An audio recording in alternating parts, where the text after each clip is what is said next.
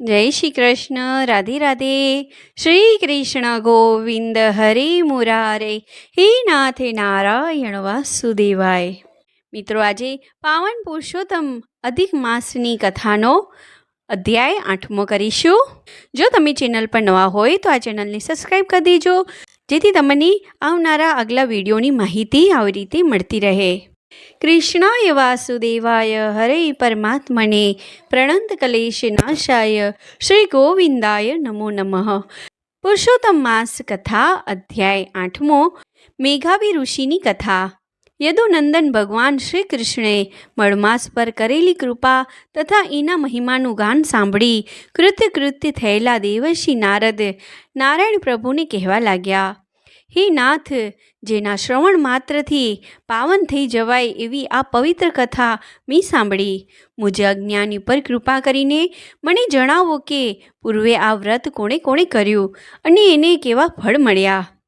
नारदजीनी जिज्ञासा पूर्ण करवा नारायण प्रभु बोल्या, हे देवर्षि, भगवान श्री कृष्ण पांडवोने कही रह्या छे, हे पांडुपुत्रो, तमे पांचे भाई तथा सती द्रौपदी राजसुख गुमावीने विकट वनमा भटको छो। पवित्र पुरुषोत्तम मासना व्रतना पुण्य प्रतापे ज तमे आ दारूण दुखमांथी मुक्ति मेळवी शकशो। दुष्ट दुर्योधन अने छळमां निष्णांत शकुनी जेवा शत्रुओना भयना लीधे तमे आ व्रत करी शक्या नथी। सुख दुख कर्मने आधीन छे, तो पण व्रतथी ज कर्मनो क्षय थता भाग्य पलटाय। तमारा आ महादुखનું बीज एक कारण जेनाथी तमे बधा आज सुधी अज्ञान छो ए हूँ आजे तमने जणावुं छुं। आ द्रौपदी पूर्वजन्ममां महाज्ञानी, महाविद्यान अने महातपस्वी मेघावी ऋषिनी पुत्री हती। मेघवती नामनी आ पुत्री अत्यंत स्वरूपवान अने सर्वगुण संपन्न हती। पिताने ए अत्यंत प्रिय हती। मेघवती धर्म, नीति, कला, अस्त्र, शस्त्र, संगीत, साहित्य आदि 64 कलाओनी जाणकार हती। आ मेघवतीए युवानीना उंबरे पग मूक्यो। एकवार एणे पोतानी एक सखीना खोड़ामां रूपाळा बाळकने जोयो। आ पोताना पुत्र पर ममता वरसावती हती। आ जोई मेघवतीने पण संतान सुखनी ઈચ્છા થઈ આવી। એ વિચારવા લાગી કે સર્વગુણ સંપન્ન પતિની પ્રાપ્તિ માટે કયા દેવનું વ્રત કરવું।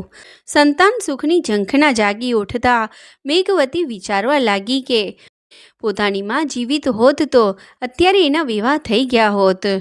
જો કે પુત્રીના લગ્ન માટે મઘાવી ઋષિ પણ અત્યંત ચિંતાતુર હતા। પોતાની કન્યાને લાયક વર શોધવા માટે આશ્રમે આશ્રમે ફરતા હતા, પરંતુ મેઘવતીને યોગ્ય વર મળતો ન હતો। આ ચિંતામાં તેઓ ગંભીર માંદગીમાં પટકાયા। પિતાની માંદગીથી મેઘવતી પણ ચિંતિત થઈ ગઈ। પુત્રીને પોતાની ચિંતાનું કારણ જણાવીને મેઘાવી ઋષિ પ્રભુ સ્મરણ કરવા લાગ્યા, મુક્તિનો પોકાર કરવા લાગ્યા। આયુષ્ય સમાપ્ત થતાં ભગવાન શ્રી વિષ્ણુએ પોતાના દૂતોને મોકલ્યા અને ઋષિના આત્માને વૈકુંઠ લોકમાં સ્થાન આપ્યું। આ બાજુ પિતાના મૃત્યુથી મેઘવતી પર દુઃખના પહાડો તૂટી પડ્યા। એના કરુણ રુંદનથી વૃક્ષો, વેલીઓ, કુંજો, પથ્થરો પણ રડવા લાગ્યા। એના પોકારથી દિશાઓ દ્રવિત થઈ ગઈ। હે પિતા, મને નિરાધાર અબડાને છોડીને તમે કેમ ગયા? હવે કોણ લેશે મારી સંભાળ? આ અઘોર વનમાં હું એકલી અબડા કેમ કરીને જીવીશ? હે तात, પાછા આવો, પાછા આવો। ઋષિ કન્યાનો આવો કરુણ વિલાપ સાંભળીને અન્ય ઋષિઓ તેની સાંત્વના આપવા દોડી આવ્યા। આખરે ઋષિના શબના દાહ સંસ્કાર કરાયા।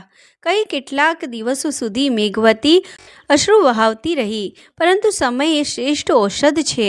દુઃખ હળવું થતાં મેઘવતી પિતાના આત્માના કલ્યાણ અર્થે દાન પુણ્ય કરવા લાગી। ગાય વગરની વાછડી અને જળ વગરની માછલીની જેમ એ તરફડતી હોવા છતાં સંયમ રાખીને શોક વિસરવા લાગી। જય શ્રી કૃષ્ણ। રાધે રાધે। મિત્રો, આ 8મો અધ્યાય આપણે અહીંયા પૂર્ણ કર્યો। આગલો અધ્યાય, આગલી કથા આગલી વિડીયોમાં કરીશું। બોલો પુરુષોત્તમ ભગવાનની જય। મિત્રો, હવે 8મા દિવસની વાર્તા કરીશું, ગધેડાનો વૈકુંઠ વાસ। રામનગર નામે એક સુંદર ગામ હતું.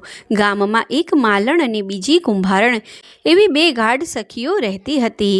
માલણ ખૂબ જ દયાળુ હતી. તે ધર્મ ધ્યાન કરતી, વ્રત તપ અને ઉપવાસ કરતી.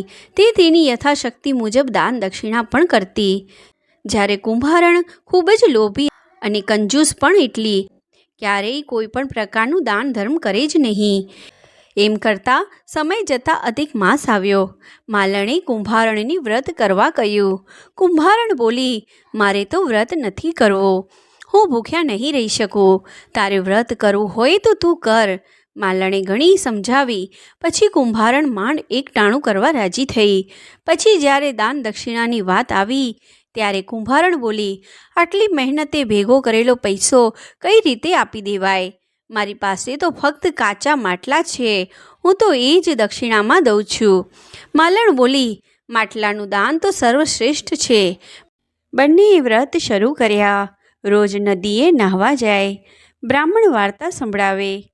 માલણ પોથી પર પૈસા મૂકે, જ્યારે કુંભારણ પોથી પર માટલું જોરથી પછાડે. આટલું પછાડતા જ ફૂટી જાય. કુંભારણને માટલું દેવામાં પણ જીવ ન હોતો ચાલતો. એમ કરતાં કરતાં છેલ્લો દિવસ આવ્યો. માલણ તો વહેલી ઉઠી બગીચામાં જઈ બધા જ ફૂલો વીણી લીધા. બજારમાં જઈ ફૂલ વેચીને 2 સોના મહોરો લાવી. બંને સોના મહોરો બ્રાહ્મણને દાનમાં આપી દીધી. પછી તો તેની સખી પાસે જઈને પૂછવા લાગી, તું શું દાન કરીશ?